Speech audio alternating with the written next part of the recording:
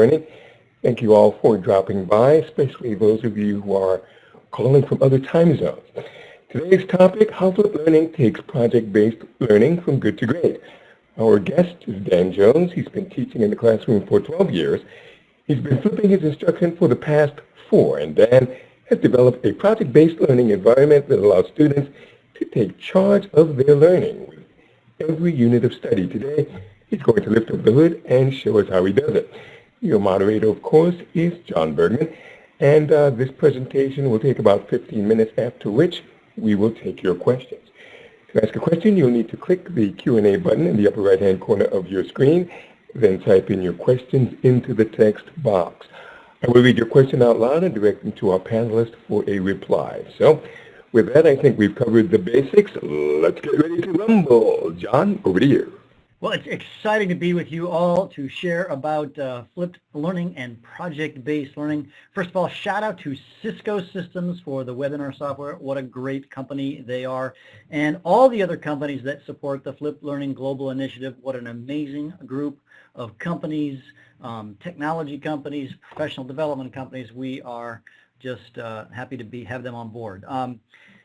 As you know, we've been talking about Flip Learning 3.0 with its 5 key points, or I like to say the 5 things we didn't know. Flip Learning is not static, number 1. Number 2, it is evolving because of 3 factors. It's emerged as a global movement.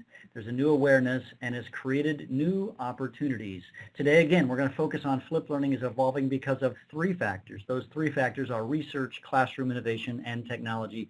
Today, of course, it will be classroom innovation. The big question, what do you do in your class now that you have flipped? And of course, one of the great answers is project-based learning. And with that, we want to introduce, as already been introduced, the amazing Dan Jones, a middle school teacher in Ohio, United States. And so, Dan, take it away. Hello, everyone. As John said, my name is Dan Jones. I'm a middle school teacher. I teach 7th and 8th grade social studies and language arts. And some of the things that I've seen is that flipped learning, when combined with project-based learning, you get so much time to actually do what you have always wanted to do with students in the classroom. The projects that they're able to do actually will, like I said, they have the time to invest in doing a project well. So Dan, you're telling me something here that usually, or before flipped, whatever, you didn't have the time to do PBL. Can you elaborate? Yeah, there's so many standards that we have to get through, and when the majority of the class time is spent with lecture and filtering questions, the students, the amount of time that they had to actually do a project and do it well was so constrained by what we had to, accomplish in the class that there was no way to, one, do them often and really use them as a learning tool. I get it. So you didn't have the time, and now the goal is you've got the time because of flipped, and we're going to learn more about what that looks like. But we want to turn it over to you, the audience, right now. So if you could pull out your device, maybe open up another tab, and you want to go to this website called Menti, MENTI.com, type in the code 820149. And the question, of course, as you can see, how comfortable are you with PBL? I'm going to make sure this works. Yeah, yikes, huh? I'm good, or are you a guru? Let's see. All right, people chiming in. All right. Oh, I got honest people. They're the yikesers. Uh-huh. Oh, ooh, that's all right. I'm good. Okay. All right. We're seeing what's going on here. Yep. Yepper, snippers. Okay. Nobody's a guru, Dan. I guess you're going to be our guru because, we have a guru. We have a guru in the house. I love it. How awesome is that? Yeah. Totally awesome. We're just going to give another minute. I know there's a lot more of you out there in internet land, but we'll do another question in just a moment. So keep your tab open. We've got a question coming up right now. So we're pretty good smattering. We've got 2 gurus in the house plus you, so that means 3. right? And we've got some people who are pretty happy with PBL. That's awesome. We've got some experts in the house. They're going to challenge us, and that's awesome. So our second question is, on a scale of 1 to 5, number 1, should the project be teacher-led or student-led? So teacher on the left, student on the right. Or should everyone do the same project, or should everyone be creating a unique project? So do the slider deal. I'm going to do the slider deal, and you guys do the slider deal, and you can push submit. All right. Okay. So far we're on a 3, and the number keeps changing. There we go. As 9, 10, etc. People are jumping in. Sorry, I have to look up at the screen to see what's going on. Sorry. The side screen. So we're kind of, it's looking kind of in the middle, a little bit towards the rightish. So should the project be teacher-led or student-led? Most people think it should be more student-led. And some people think it should be, they're leaning towards a different or unique project as opposed to the same project. Interesting data from our audience, 23 people who so far supplied. So let's go deeper. Dan, tell us more about what PBL is. I know there's lots of definitions about PBL, and it can be kind of confusing to people. Sure. I mean, when we look at the organization that tends to be the PBL organization, the Buck Institute, with their definition, a teaching method in which students gain knowledge and skills by working for an extended period of time to investigate and respond to an authentic, engaging, and complex question, problem, or challenge. To me, that is an overwhelming definition. That it's really hard to grasp exactly what PBL is, and you guys can read through projectfoundry.com. But my definition for what PBL is, it's the act of using a project as a tool for students to gain understanding as well as express their mastery of the curriculum. And they're using this project as a way to really say, look, this is what I know. This is exactly how I want to represent my knowledge of this content. And so you're looking for a simple definition. You want it super simple because that's what you see people needing as a super simple definitions. Okay, so it's a act of using a project as a tool for kids to understand stuff. Yep. And master it too. All right. So there's good and there's bad and there's ugly about this whole ball game. What's up? Yes, and like for me, there was the PBL can be done very well, but it can also be done really poorly. In that we have the same project being done by every single student, and then we have even where you might have a few variations, a few variables in the construction of a project, but essentially they're the same. And so you're not a fan of that. You think it should be different projects for different kids. Absolutely, because that's going to do a few things. You're going to have better buy-in from your students because it becomes their project. I made this, I'm proud of what I did, and this is a representation of my knowledge. And so when they do that, they will spend more time on their project. They will make sure that the details of their project are great because it represents them. And it's not, hey, this is Mr. Jones's idea of what a project should be, and can I replicate what his expectation or what his project is and his. Right. So that leads us to what a project is versus project-based, because as a teacher I did a lot of projects, but I rarely did project-based learning. I did a couple times, but there's a big difference. So talk to me about that. Sure. Like on this particular slide, you can see a project on the table, and this is actually 2 students' projects because they work together. And in this particular project, it was about the 13 colonies, and they had to look at the economics, the religion, the geography of those colonies, and they said, well, how do I represent this? And so they wanted to represent their knowledge, and they chose a tea set because they're like, well, they're all English, so they love tea, and it was a big part of their culture, so they wanted to make a tea set.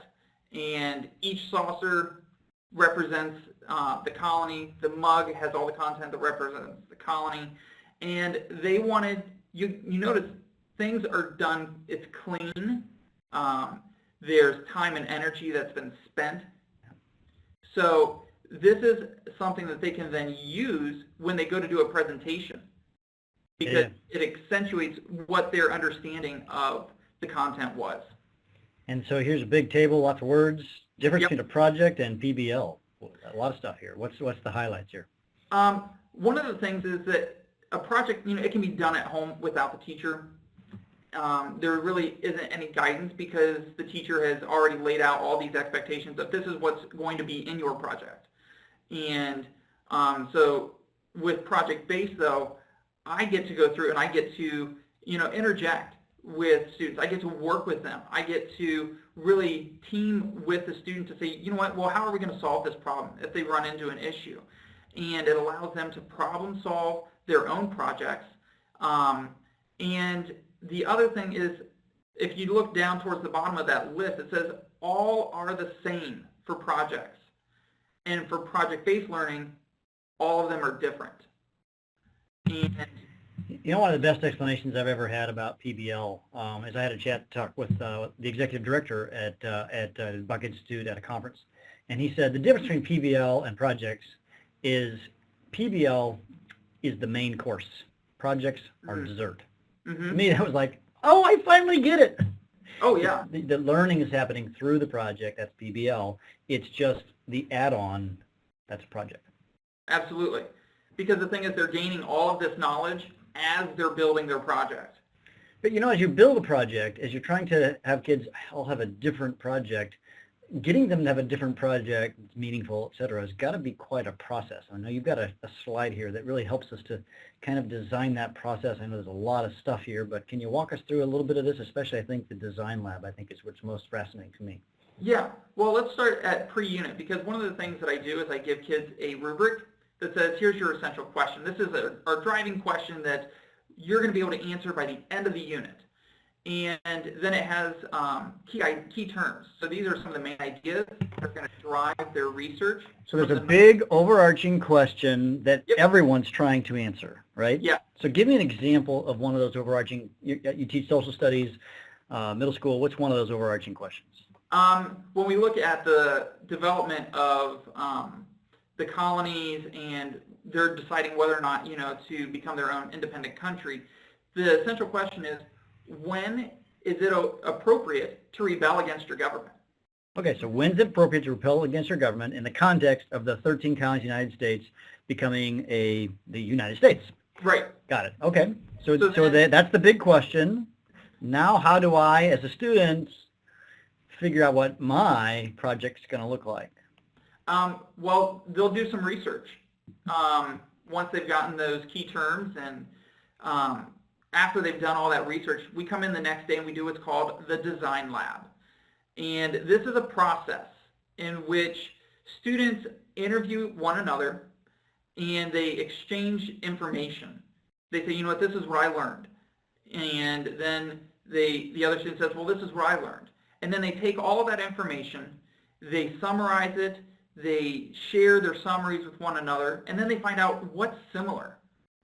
Because John, if you learned something that was really strange and no one else in our group found that information out, one, it could either be that you found a great resource, or it could be that your information was misleading. All right, so let's take this analogy. So I'm the student, and I've learned some stuff about John Adams, and that John Adams, who became the second president of the United States, but he was part of the whole founding of the nation. Right. I learned some things about him, that he was a lawyer beforehand, and he helped set some guy free. I know that he was a Brit, and so I might say, well, he was kind of a sympathizer to Britain. So that's some information that I've got from my research about John Adams. Right, and then I could share, that he was a lawyer, but when we had the Boston Massacre, he represented the British. Right. And the fact of the matter is, he set them free. He got them, exonerated of all charges, and so then he and Thomas Jefferson were best friends, but then they became the worst of enemies. And lo and behold, Thomas Jefferson and John Adams died on the same day. Yeah. And so, I can bring information, you can bring information, and the fact that we're having that conversation allows both of our understanding of who John Adams to expand. So, yeah, so this is what's happening in the first, for lack of a better term, 12 minutes of this design lab. I see 6 minutes, 6 minutes. Yep. In the summarization, we're going to kind of put these all together and talk about the differences, say, between John Adams and Thomas Jefferson. Sure. Yeah. Okay. And then we're going to find out, what are some similar things that you talked about and I talked about, and then I'm going to take all that information that I now know, and this is all before our unit has really even begun. And you're going to start thinking through, some brainstorming ideas of, well, how would I want to represent this content? And you're going to really start, and as you can see, it goes into like finding different categories for that information and then visualizing your project. And I actually have the students sketch it out on graph paper. This is what I want, my project to look like. And then they're going to share that idea with a peer and get some feedback. Because if I have a student that says, well, I'm going to build this log cabin and, it's going to be life size and I'm going to, do a walk, and kids can really rein them in and say, well, okay, is that realistic? And it's really constructive feedback. And then you can even have an idea that I'm like, that's amazing. All right. And really be able to support you in, maybe trying something new. So we take through this whole cycle. I'm just trying to get it because I'm looking at the time too. We go through this cycle and we realize we come up with an idea for a project, but I've just done some background information and sort of how do I come to that place where I kind of know what my project is? We've been talking about John Adams and Tom Jefferson and their relationship that was good and then bad and then good again. Yeah. Well, what do we arrive at? How do we determine our project? That I allow them to use, they could either use things like Pinterest and get some ideas, and just do some looking around online of, what are some fun projects that I could then say, that project isn't necessarily, or that idea isn't necessarily about this content, but I can figure out how to manipulate that idea to be about this content. Okay, so we've determined our project through the design lab. It takes about a day, you were saying, maybe Yep. a couple of days.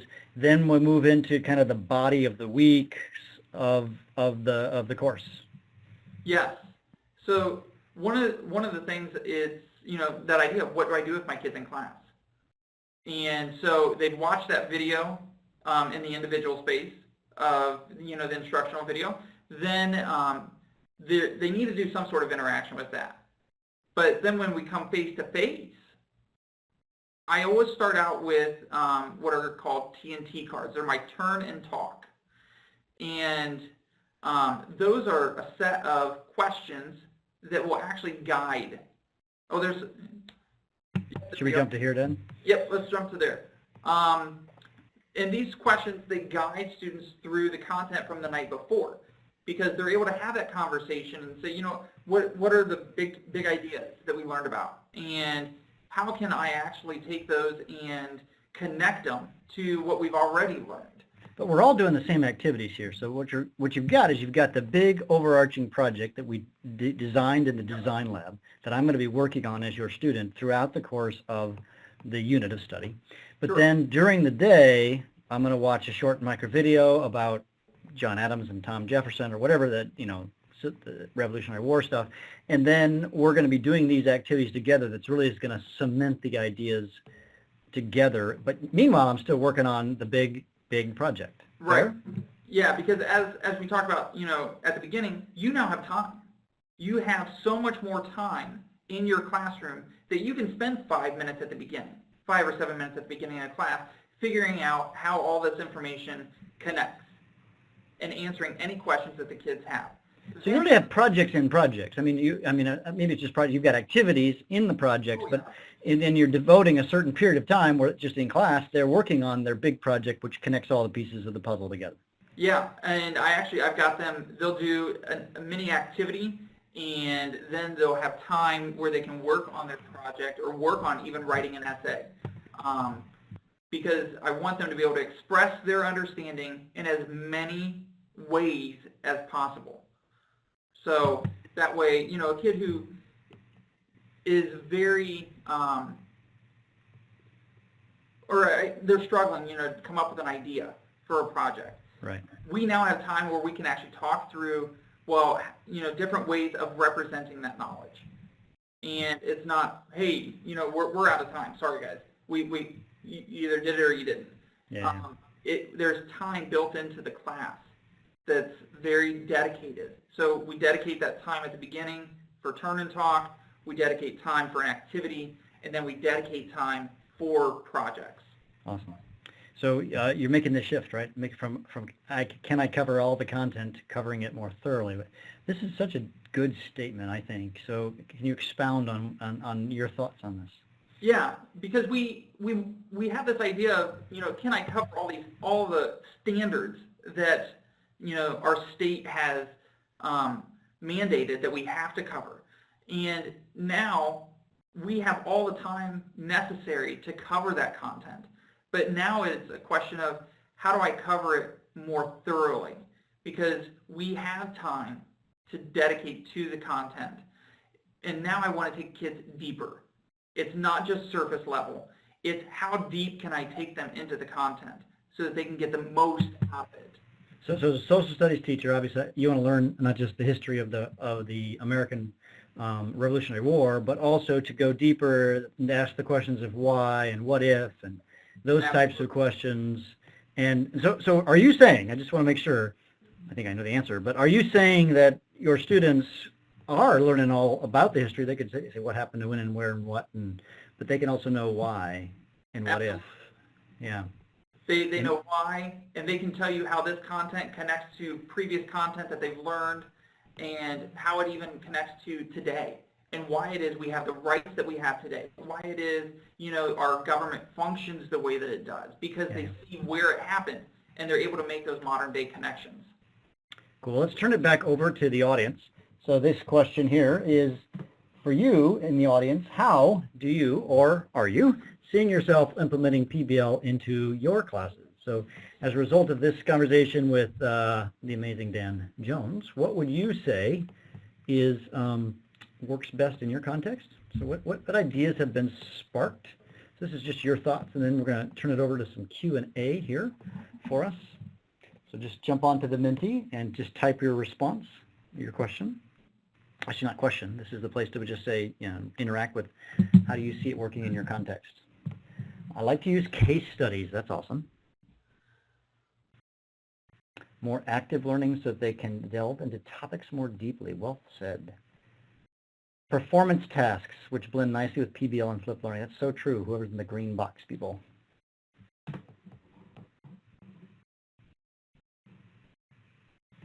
All right, yeah, this takes a little longer because people are typing.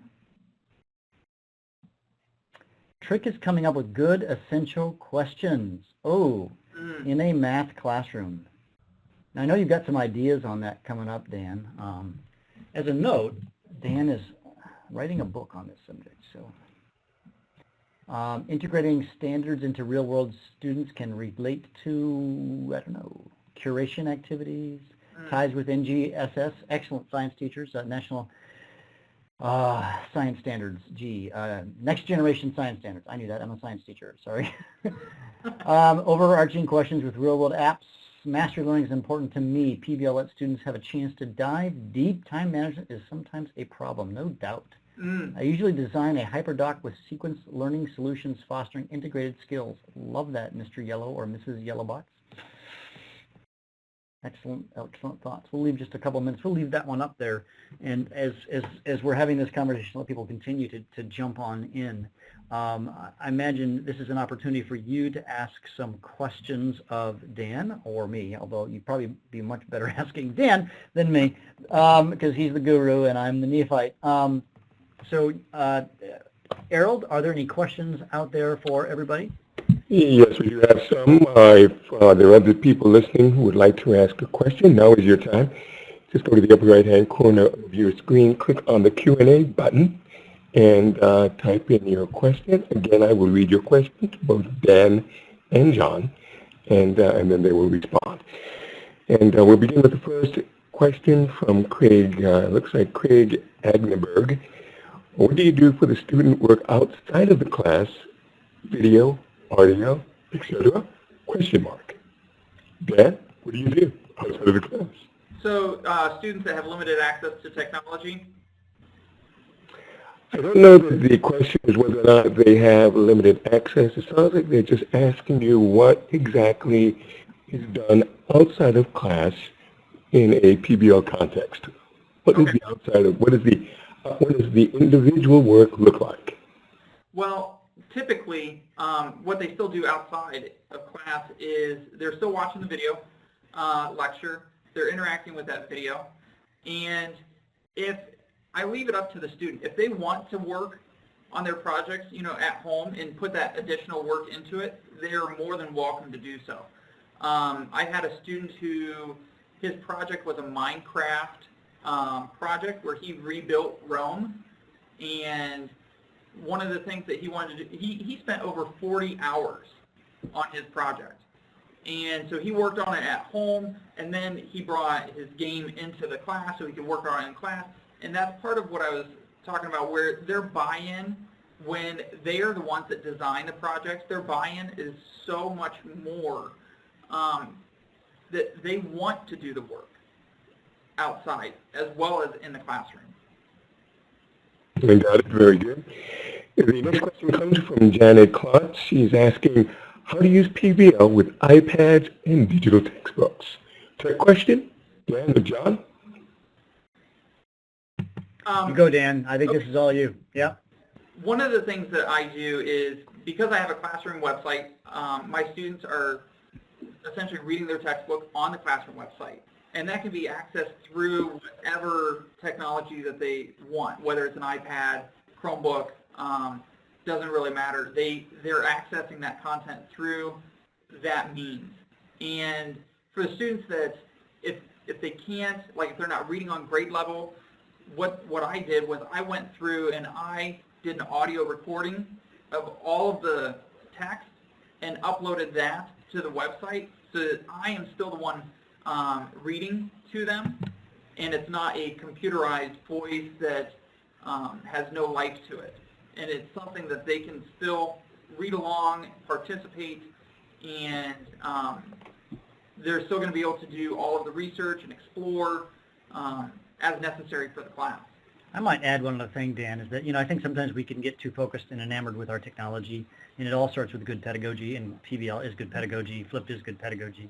And what device you choose to use at some level doesn't matter. I would say that depending on the device, it's a great opportunity for them to express different ways that they might do things. The example you gave, Dan, was the student who'd done the Minecraft, so he used whatever technology he needed. iPads, for example, are great at doing some creation, some video stuff. There's a lot of things that they're great at. But I wouldn't get too focused on the device as I would on rethinking what the class space looks like, and to the degree that you devices you do. That you can do PBL without having a bunch of tech. And that's very true, because a lot of the kids, they do actual three-dimensional projects, so an actual physical project and not tech. So. Well, thank you, John. Thank you, Dan. We have Andrew Swan who's asking, I wonder how doing grades works with Dan's PBL system. Does the end of the unit project count as 100% of the unit grade? Is there a participation or conduct grade? Dan? Good question. Because there aren't content standards that go with participation, I don't do a participation grade. I don't use the project as the only grade that goes with the unit. We do a project, we do an actual paper pencil test, they do a presentation, and so I take all three of those and combine them together for an overall grade for the unit. And when it comes to, how on earth can I grade, 24 different projects in a single class? Well, typically you don't have 24 different standards that you're trying to grade. You have a set of standards, and you can look at each individual project and say, did this project highlight these particular standards? Can I see these standards shown to a degree of mastery in this particular project? We've got a couple of really great questions here, so we're going to run just a little bit longer because I think These questions are worth the time. Dan, are you pressing the essential questions to differentiate? Scott Will asks. One of the things that, the students are really able to differentiate the work because I present the same essential questions to everybody. And students are able to say, okay, what's within my realm of capabilities? And they're able to go through and say, okay, this is what I am comfortable with. And then I try to push them just a little bit outside their comfort zone to stretch them enough that the next time they go to do their next project, it's bigger and greater than what they were able to do last time. And so it really stretches that student, expands their understanding of the content so that the next unit that we do, they can dive even deeper. And the essential question, we review it day in and day out. And they keep coming back to it, but the projects themselves, because they're student created, those are differentiated by the students. So Aaron Brown is asking, so what do you do if everyone has a different topic? Great question. What's the answer? You mean like a different idea for a project? Yes. Okay. John, is there any chance we could go back Yeah. and show those 3 projects? Yeah, we skipped a few slides right here. Yep, right there. Those are 3 different projects about the same content. They're looking at the branches of government and how they function. And the project that you see on the left that looks like the lighthouse, as you know, the legislature being the largest body of government, she made that the base. The judicial is the next largest, and so that's in the middle, executive. And she said, you know, all these branches of government, they shine a light of freedom to the world. That's good. And so that, to me, I was just like, oh my goodness, that's brilliant. But then the student in the middle said, well, a Ferris wheel goes both ways, so that looks like checks and balances. And we could have, you know, just as you have to be this tall to ride on different rides, we could say that those are the qualifications for being in each of those branches of government. So those things, each student was able to look at the content and say, you know what, this is how I want to represent it. This is how it makes sense to me. Because so often we say, well, this is how it should make sense to everybody, because it makes sense to me that way, and that's not the case. Students want to be able to say, you know what, I interpret the information in this way, this is how I remember it, this is how it makes sense to me, and that's how you're going to be able to make the content meaningful to your students.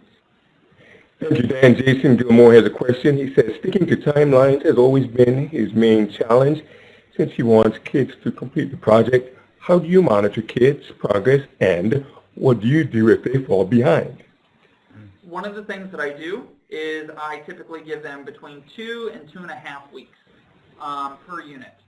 And that gives them plenty of time to get in, get working, and because they're doing the work in class, it's a lot easier to monitor whether they're working and making progress or if they're off task and not able to focus on their project and they're in, you know, they're checking on other kids' projects instead of working on their own. You can redirect by far more easily because of the flip. Hey, Dan, what percentage of your class are students doing the projects, doing these big projects? And you have these projects every 2.5 weeks, so I can see that's a lot of them in the course of the school year. But, you know, roughly, give me just ballpark. Like how many do like a really big project or? No, what percentage of actual class time is dedicated to these projects? Class time, I would say probably 50%, at least 50%. 50%, that's huge. Oh my gosh, okay, that's amazing. We'll squeeze one more question in, Richard Burbidge. What resources would you recommend for, quote, real-world projects? Most of those that I've found seem rather contrived. Dan? Again, it goes back to being student-created because it has to be real for the student. And if you're looking at, I mean, whether it's math or science, social studies, it doesn't matter the content area as long as the student can buy into this is my project and I can relate to this project, then it becomes their real world. Very good. Well, that's about all the time we have today. Dan, thanks a lot for being with us and helping us to understand how project-based learning can play well with flipped learning. This brings to the end our summer series on Flipped Learning 3.0. But all is not over. We'll be back with our Back to School series. You'll want to watch for those dates and sessions coming up. You can see what will be happening next at flglobal.org/webinars. See what's going to be happening and mark your calendar. Reminder, you can always learn more about flipped learning, flipped learning training, how you can become flipped learning certified by going to flglobal.org/get certified. And finally, you can continue this discussion at flglobal.org/community. Thank you all for taking the time to be with us. John, Dan, thank you as always for the great work you guys are doing. More importantly, thank all of you who tuned in today for the contributions to flipped learning. We look forward to connecting with you again really, really soon. Bye-bye.